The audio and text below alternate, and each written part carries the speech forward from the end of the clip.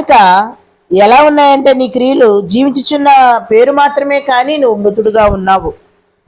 నీ క్రియలు దేవుని ఎదుట సంపూర్ణంగా కనపడలేదు. దేవుని ఎదుట కొంత లోకం, కొంత దేవుడు, కొంత అపవిత్రత, కొంత పరిశుద్ధత అన్నట్లుగా కొంత కొంత దేవుడికి ఇష్టపడ్డం. దేవుడు మెచ్చడు. దేవుడు అవి మెచ్చుకునే విధంగా నీ క్రియలను చేయాలనంటే దేవుని ఎదుట సంపూర్ణంగా నీ క్రియలు కనపడాలి. అన్ని విషయాల్లో సంపూర్ణమైనటువంటి భక్తిని చేయాలి, సంపూర్ణమైనటువంటి బాధ్యతలు నెరవేర్చాలి, సంపూర్ణంగా దేవునికి ఇష్టమైన రీతిగా దేవుని సన్నిధిలో కనపడినప్పుడే నీ క్రియలతో పాటు నువ్వు కూడా జీవం కలిగినటువంటి వ్యక్తిగా దేవుడు నేను కొనియాడతాడు. సార్దీసులో ఉన్నటువంటి సంఘ బిడ్డలు ఎలా ఉన్నారంటే ఆ సంఘ పరిస్థితి, వారిలో ఉన్నటువంటి కొందరు జీవించుచున్న పేరు మాత్రమే ఉన్నది. కొంతమంది పేరు గొప్ప,